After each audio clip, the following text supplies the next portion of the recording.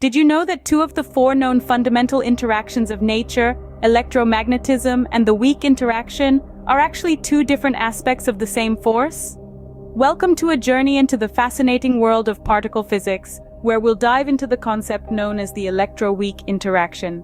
The electroweak interaction, sometimes referred to as the electroweak force, is a unified description of electromagnetism and the weak interaction.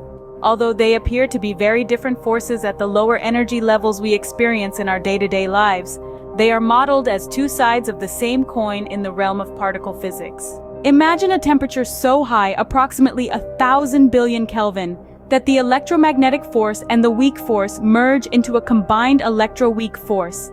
Such extreme temperatures existed shortly after the Big Bang, during a period known as the quark epoch, when the electroweak force split into the electromagnetic and weak force.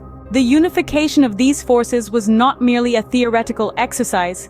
It was the work of Sheldon Glashow, Abdus Salam, and Steven Weinberg, who were awarded the Nobel Prize in Physics in 1979 for their contributions to this unification, known as the Weinberg-Salam theory.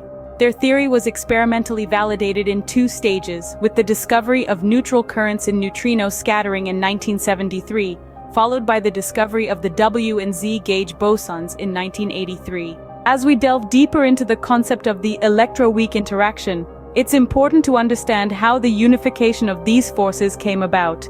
It began with the discovery of parity violation in the weak interaction in 1956, sparking a search for a way to relate the weak and electromagnetic interactions.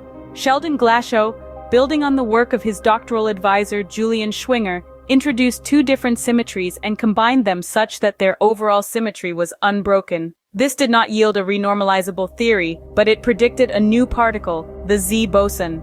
The story continued with Abdus Salam and John Clive Ward in 1964, who had the same idea but predicted a massless photon and three massive gauge bosons. Later, Steven Weinberg, while investigating spontaneous symmetry breaking, found a set of symmetries predicting a massless neutral gauge boson. Initially rejecting such a particle as useless, he later realized his symmetries produced the electroweak force, and he proceeded to predict rough masses for the W and Z bosons. In summary, the electroweak interaction is a unified description of two of the four known fundamental interactions of nature, electromagnetism and the weak interaction. This unification was made possible by the work of Sheldon Glashow, Abdus Salam, and Steven Weinberg, who were awarded the Nobel Prize in Physics for their contributions.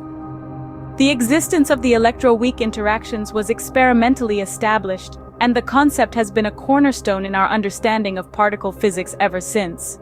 Thank you for joining us on this journey into the incredible world of particle physics. It's a world where the everyday laws of physics take on new dimensions, and where the quest for knowledge continues to push the boundaries of our understanding.